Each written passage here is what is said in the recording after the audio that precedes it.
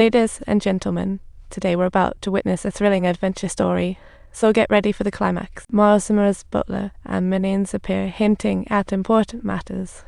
He orders them to take Laura back, but her escape plans linger. She slips away as guards are distracted, only to find Mahima judging a traitor, chilling her. Terrified, she faints again. When she wakes, Mahima is there, like a shadow. Mahima earnestly explains to Laura, even in the darkest of places, the family has its ironclad rules, and trafficking kids is the traitor met his doom for crossing that line, but knowing that doesn't stop Laura from wanting to bail, and Mahima is still as unmoved as a rock. In a voice that brooks no argument, she commands Laura to get ready for some shopping, and then a private jet to Rome.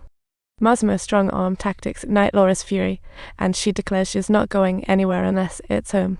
But Mahima stands her ground, leaving Laura utterly baffled by her methods. The air turns, I see, as no one dares treat Mahima this way, openly challenging her authority. Now that's some guts.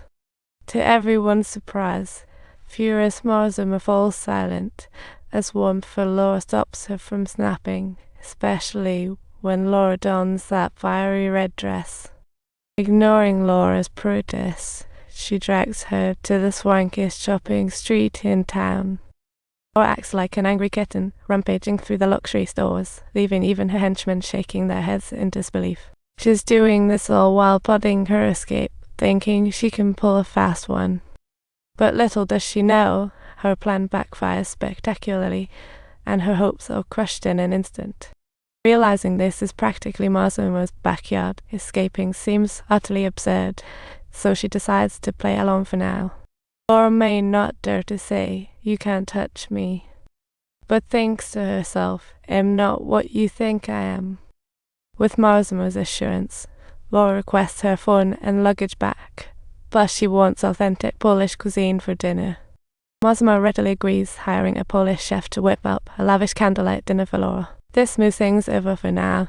Despite being a mob boss, Mahima feels a bit clueless when it comes to Laura.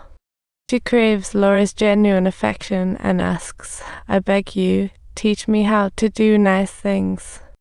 Laura never imagined this fearsome mob boss would show such a soft and delicate side. At that moment, Mahima's image shifts subtly in Laura's heart, and even with her phone back, she doesn't want to call the cops. Laura planned to quietly endure the year, but discovered Mahima's shining traits. While Laura sleeps, Mahima slips into her room, but the iron-fisted boss doesn't act out of line. Instead, Mahima simply lays beside her, gently keeping her company through the long night, healing Laura's heart. Laura finally lowers her defenses, no longer resisting Mahima's closeness, but she still teases her, calling her a promise-breaking, sneaky little gremlin. This successfully riles up Mahima, and as a little punishment, she orders her henchmen to carry Laura onto her private jet. To prevent Laura from pulling any tricks on the plane, Mahima simply straps her securely into her seat. Though Laura is reluctant beyond measure, she has no choice but to obediently fly to Rome with Mahima. Little does Mahima know, Laura is no pushover. Upon learning the purpose of their trip is a negotiation, she starts plotting. She resolves to give this control freak a run for her money, so she slips into a super sexy nightclub outfit, planning to steal the show at the venue. The sultry outfit accentuates her figure perfectly, turning heads and dropping jaws as she struts into the club. Even though Mahima's underlings plead with her to be cautious, Laura ignores them completely, gearing up for her revenge. When she disregards the bodyguard's attempts to stop her and charges into the negotiation suite, Mahima's face goes ashen. Mahima swiftly drags Laura out, warning her to tone it down, but Laura remains blissfully unaware of the danger she's in. Intent on riling up Mahima, Laura defies her again, and her overconfidence escalates the situation quickly. Her sultry attitude catches the eye of other gang leaders, who start to flirt with her, making Laura finally realize how serious things have gotten. Laura's scream set off Mahima's wrath. Seeing her beloved humiliated drives Mahima to a furious charge. With Mahima's intimidation in play, Laura narrowly escapes unscathed, but the next day she accidentally overhears an argument between the butler and Mahima. She learns that the man who flirted with her ended up on the wrong side of Mahima's gun, triggering a gang war. The butler desperately tries to persuade Mahima to offer Laura as a sacrifice to quell the fury, inadvertently sparking Mahima's wrath.